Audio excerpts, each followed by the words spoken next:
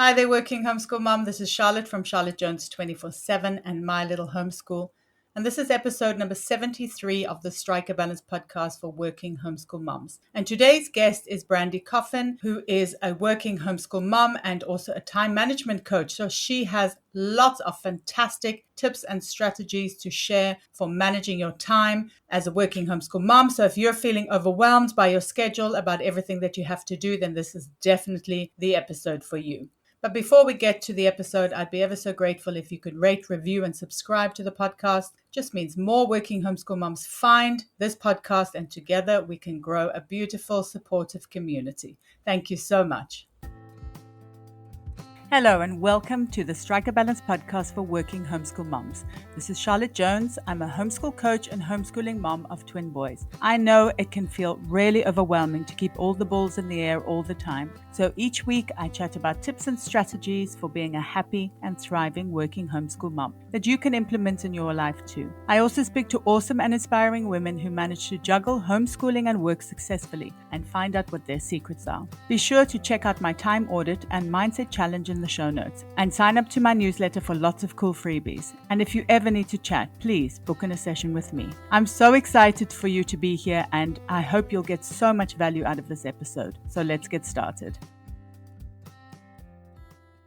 Are you looking for a new math curriculum? Well, I'm thrilled to introduce our favorite math curriculum to you. CTC Math specializes in providing online video tutorials that take a multi-sensory approach to learning. Favorably reviewed in Kathy Duffy's 102 Top Picks and the Old Schoolhouse Crew review, the lessons are short and concise to help your children break down concepts and appreciate math in a whole new way. The lessons are taught the traditional way and not to a test. Each one of the video tutorials is taught by an internationally acclaimed teacher, Pat Murray, who is renowned for teaching math concepts in a simple, easy to understand way and in only a few minutes at a time. Using a multi-sensory approach means having the combination of effective graphics and animation synchronized with the voice of a friendly teacher together with a practical assessment. This three-pronged attack makes learning so much easier and more effective. Even students who struggled with math are getting fantastic results, and ones who were doing okay before are now doing brilliantly. Visit ctcmath.com today to start your free trial. CTC Maths is generously offering my listeners an amazing special. Go to www.ctcmath.com/MLH to get a half-price discount plus a bonus 6 months for free. That's ctcmath.com/MLH. All right, so today I'm excited to be talking to Brandy Coffin, who's a homeschool mom and time management coach. She is the host of a top 2.5% globally ranked podcast, The Nourished Mom, where she talks about homeschool mom life and balancing all the things. And you know, I love talking about balancing all the things too. Brandy is passionate about helping other homeschool moms create a balanced, peaceful, and efficient homeschool through personalized time management systems, biblical priorities, and routine strategies. Brandy enjoys hiking, reading, playing with the kids, board games with the family, and a warm cup of tea. Thank you so much for taking the time to chat to me today, Brandy. Yes, thank you. I'm so happy to be here speaking with you. I know we're going to have a fantastic chat today because we definitely speak about a lot of the same topics, and I'm really looking forward to diving into balancing all the things as a homeschool mom by creating flexible routines, which is so important. So, how can routines help homeschool moms to balance all of their responsibilities?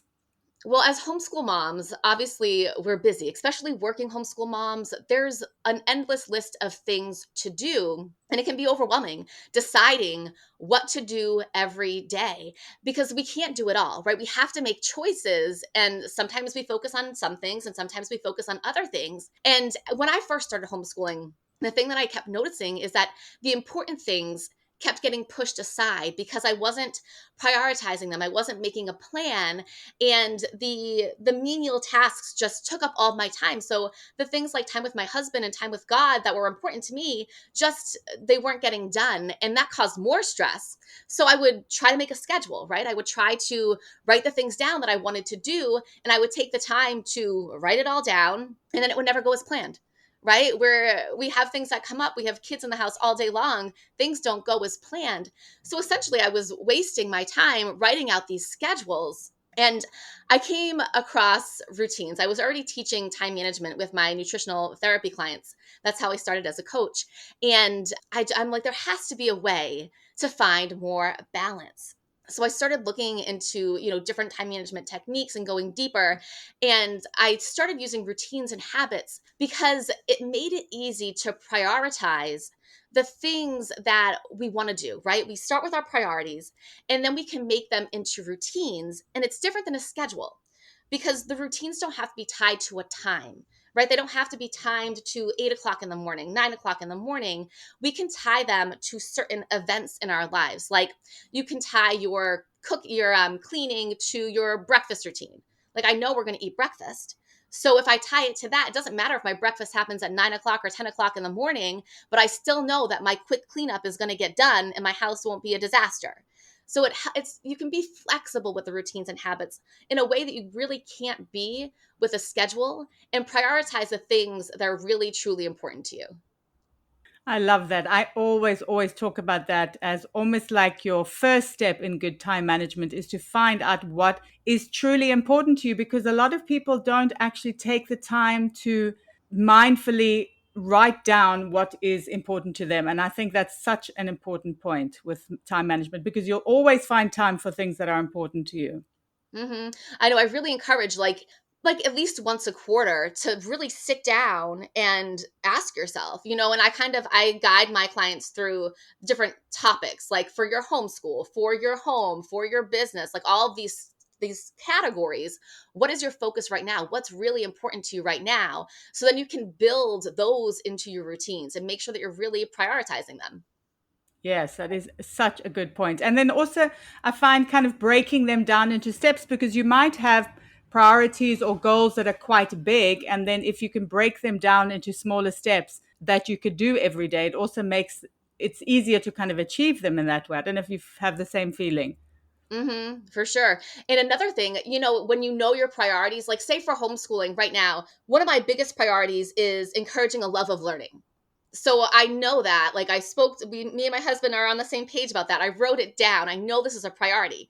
So when those days when the it's just not going well, when the when the learning, the kids are pushing back and it's getting stressful, I can take a step back and be like, okay, is my top priority that we get through the curriculum today?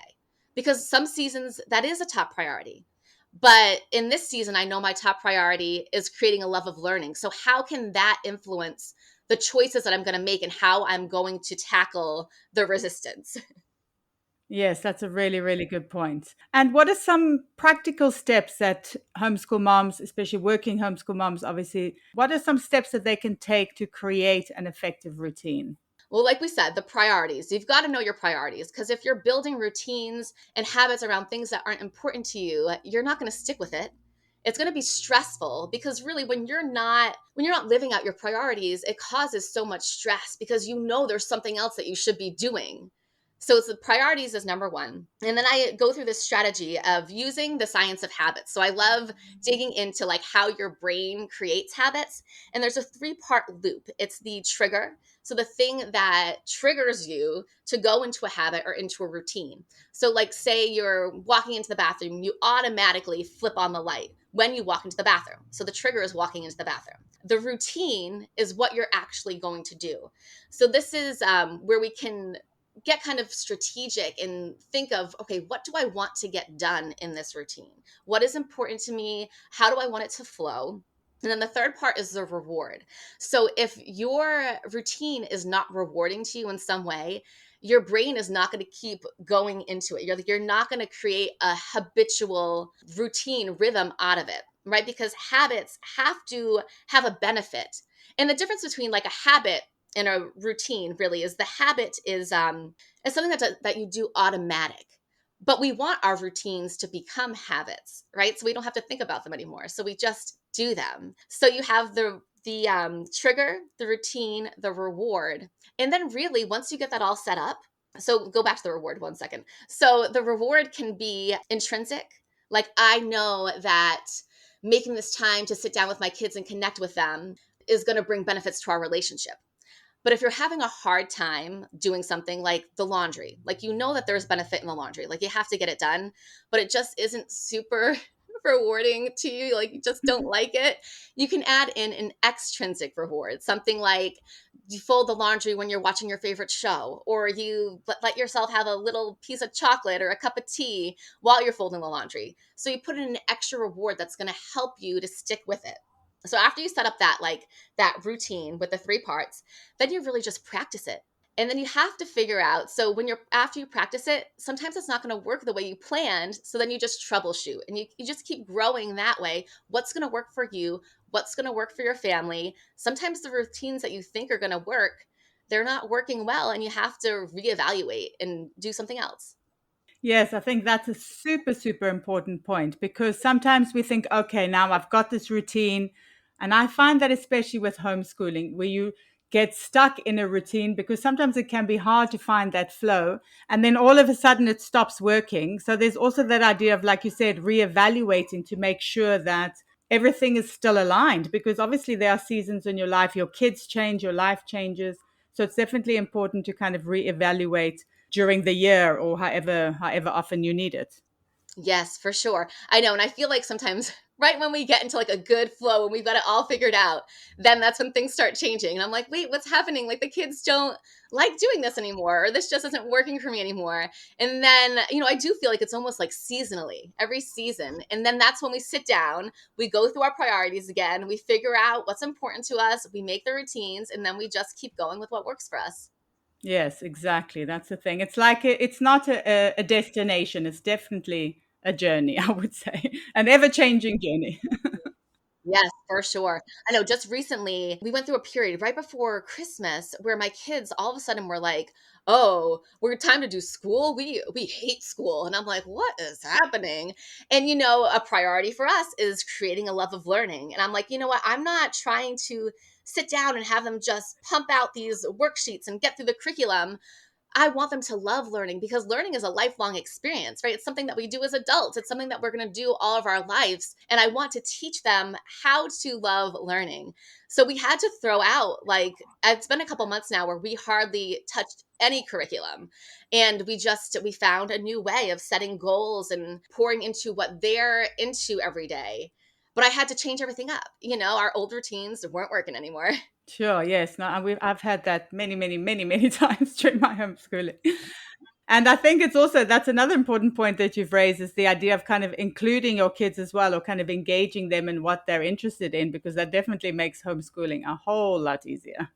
Oh, for sure. I know there's nothing worse than like trying to get your kids to do something that they really don't like. Like we don't have to learn Roman history right now if you're not into it. We can learn whatever you're into. Well, it's Minecraft usually, is it? I don't know if you have that Yeah. same thing. Everything's I gonna just go. Oh my gosh, I just printed out a free Minecraft game. I just Googled it online for multiplication because they're very Oh, resistant awesome. to multiplication. And I'm like, all right, this is gonna be fun. I hope it works. For sure.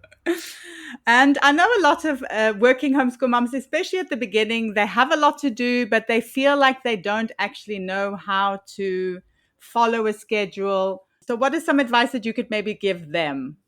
I would say start with the things that are most important to you. So if you know, or kind of even where you're struggling sometimes, like for instance, say you are personally struggling with having the motivation and the energy to carry out all the things every day. So then you need to figure out, what's going to give you that motivation and energy and start with that routine first. So kind of like start with the basics, right? Maybe you need to make a bedtime routine so you have the energy to pour out into your work and into the homeschooling throughout the day. Maybe you're stressed out and you know that exercise would help you with your stress. So you would start with an exercise routine. Maybe you're like, I'm not doing enough when it comes to homeschooling and you feel really convicted that you need to up your game. You start with a homeschool routine and just go through those steps, right? The priorities in that area. What can be your trigger? And when I'm talking about triggers, like I'll be a little more specific. So say you want to do I don't know, like history with your kids at a specific time of the day. You want to do it after lunchtime, and lunch can be your trigger. right? So it can be anything, but you should make your trigger something that consistently happens in your life. And it's like, have you heard of the term habit stacking? Mm-hmm. Yeah, so we can stack our routines into our existing habits because there's already something that we're doing. So if I want to start a new routine, like making sure I'm consistent with a history lesson or making sure I'm consistent with math every day, stack that onto something you're already doing. Like we're always eating lunch. But I can't get away with not eating lunch. So, I can stack that into there. But using habit stacking to make sure you're getting your routines, your new routines done can be a really effective tool to, just help you out in the beginning. That's a really, really, really, really useful tip. That absolutely. So I make sure that I have snacks at strategic times of the day when I'm going to be calling them in to be like, okay, now we're gonna transition into this. I will have like a snack set up, and that's their reward, right? Because it's not just about our routines; it's about their routines. Like they have to have the trigger and the routine and the reward too. Absolutely. And I think that's also sometimes the tricky bit is really finding that intersection between your routine and your child's routine when you are a working homeschool mom. I guess, especially if you're working from home as well, or even working out of the home, where to try and find that time where you can kind of find an intersection where everybody's kind of ready to homeschool and at the right energy level as well.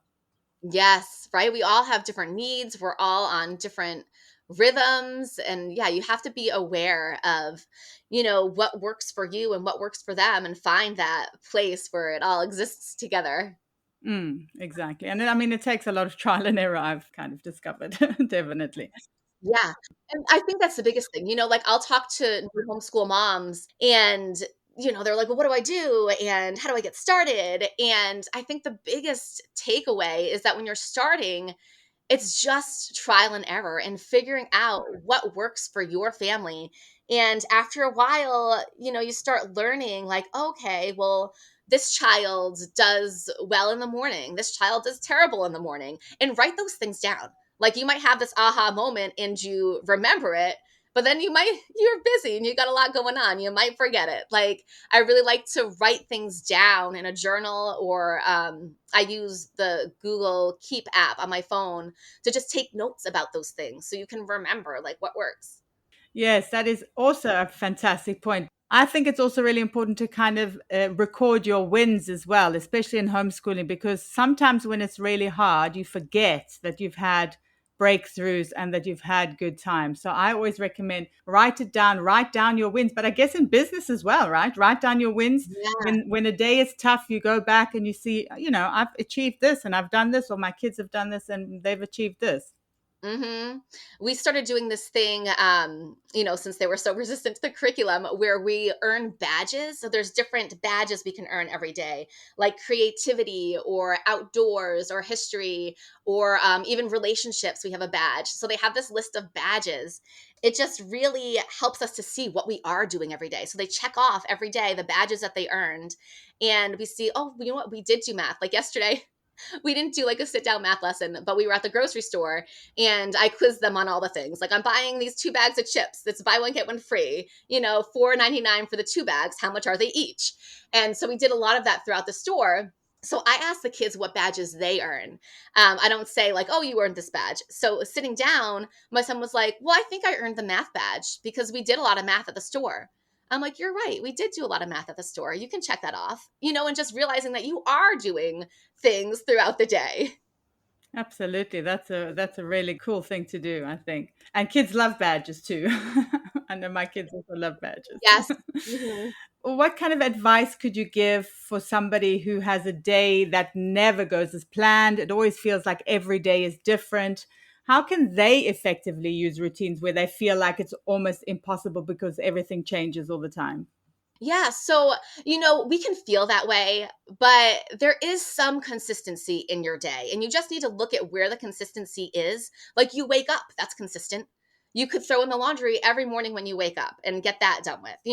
You sit down and eat at some point, so you could tack on a routine to that.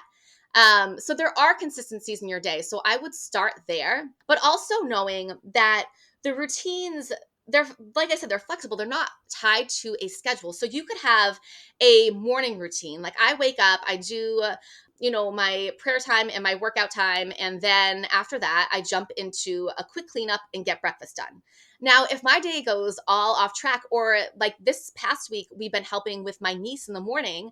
So that doesn't, our mornings have looked nothing like they normally look. That's okay, because when I come home, I decide where I'm going to pick up. So am I going to pick up with the routine where I do my Bible study and my exercising, or is my priority to get the kids fed and start with that routine? So I have to make a decision, but I have these routines set up that I know, like, okay, this one can go, this one can stay. I know my priorities for the day. And then I can just jump in. Like, say we don't get home when we're putting her on the bus until like 9 o'clock, but I'm still just gonna jump into my breakfast routine the same way. And I'm gonna start with my quick cleanup because it works. And I know that doing a 15-minute cleanup before breakfast is what keeps our house tidy so we can get our work done. Yes, and it's the flexibility, though, isn't it? And I think that's also something that new homeschoolers need to learn, I think, or not learn, but discover, is that homeschooling can be so flexible that you can really do things in any way that you want, I think. And even so, I think it sounds like the routines are really perfect because it's you lean into the flexibility. You have kind of a structure, but it's a really flexible structure, which I think is almost one of the best things about homeschooling, in my opinion. Yes, for sure. And like you want to create the structure with the routines, right? You create like your ideal day. And one thing that I feel really helps is I create like time boundaries. So I know that if I start breakfast by a certain time, my day might go better, right? We get more of the stuff in that we want to do.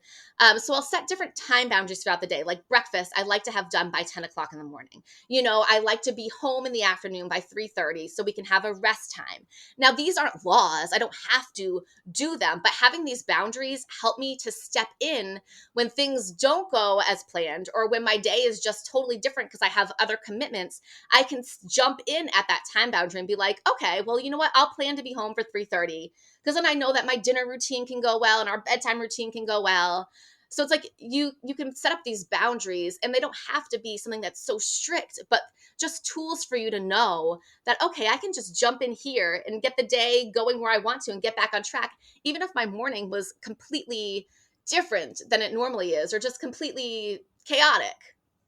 Absolutely. And I think also kind of learning to accept that things are not always going to be the same. I think that's also a big point because I know when I started, I wanted everything to be extremely structured. And I guess that comes from a place of fear, I guess, when you start homeschooling because it's very nerve-wracking at the beginning. Mhm. Yeah, I think so for sure. You wanna make sure you're checking all the boxes, Mm. and you're not missing anything. But yeah, it is so fluid. I mean, a lot of times we'll do lessons during lunch. We watch like a history video during lunch, and even in the car. It is so flexible. But the structure does ease our stress, right? It does give us, a foundation to build off of, but knowing that it's not the end all be all, right? It's just a tool Mm. for us, and that we can lean into the flexibility, but still have that tool waiting for us when we decide that we need it. Yes, exactly. That's such a good point. So, if somebody is totally overwhelmed, and I know a lot of working homeschool moms can be totally overwhelmed at the beginning, because I have a Facebook group and I ask them, what is your biggest struggle? And 99% of them say time. They feel like they don't have time, that they're totally overwhelmed. So, how can they start making changes in their lives that are going to help them ultimately feel more in control of their time? I feel like a broken record, but first start with your priorities, right? Because if you're feeling overwhelmed, I always like to think of balance. So I don't have the definition in front of me, but balance, there's two definitions of balance. And one of them is keeping things like in a steady position, right? We're trying to hold all of the things up so they don't fall. And I think that's balance as like a noun, but then balance as a verb is keeping things in the right proportion, right? So they balance out. So balance isn't about doing all of the things. It's about keeping the things in the right proportion.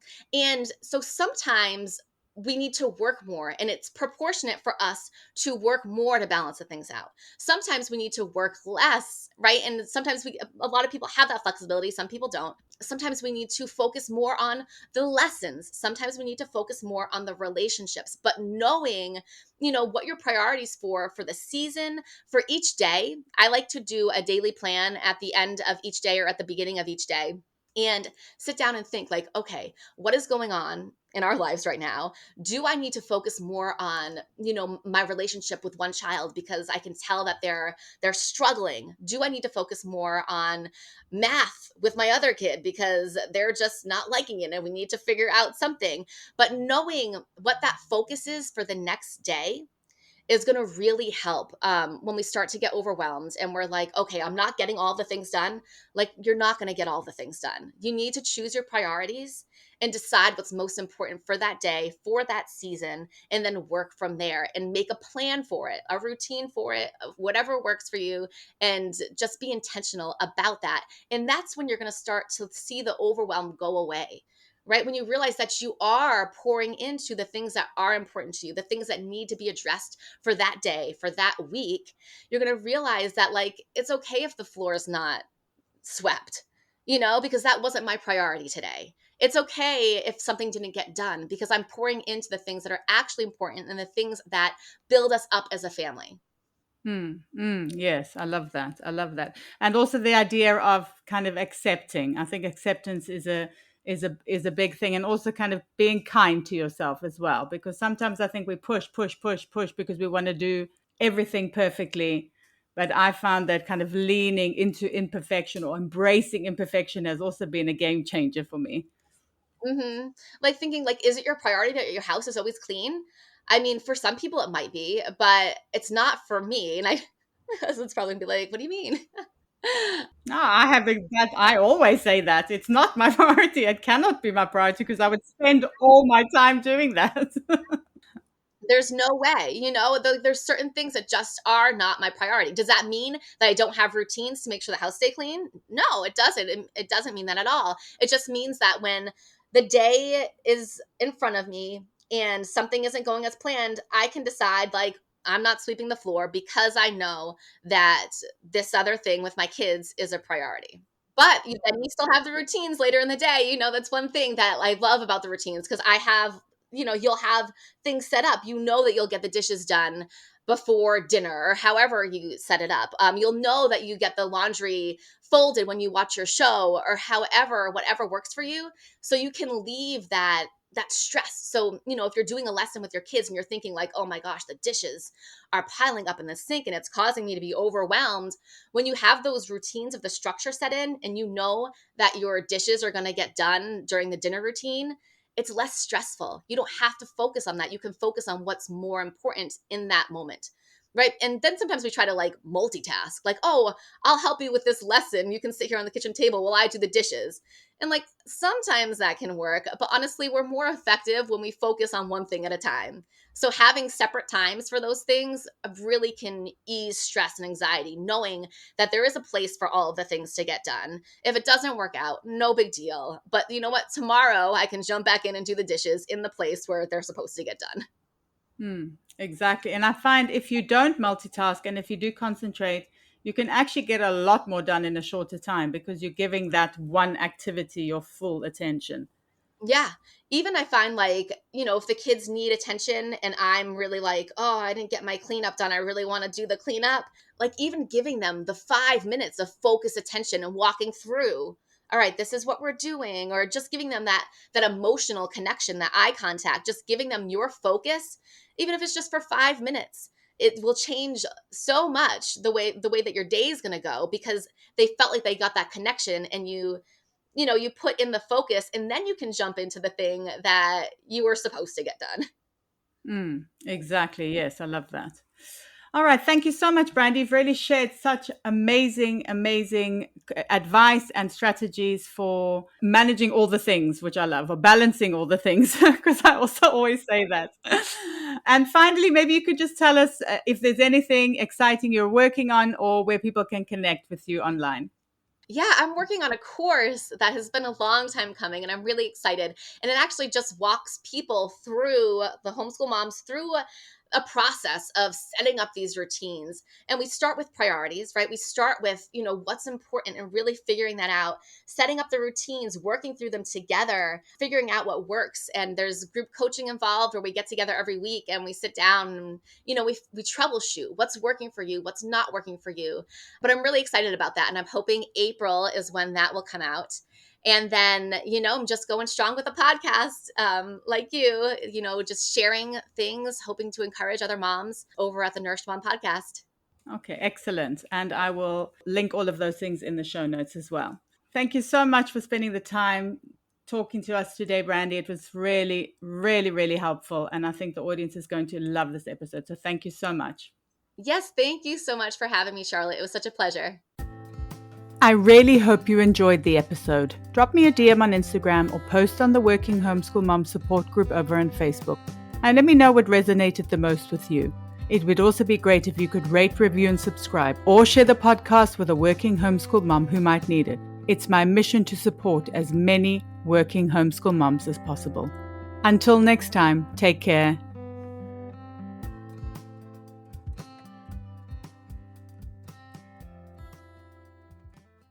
Hi there, working homeschool mom. This is Charlotte from Charlotte Jones 24/7 and My Little Homeschool.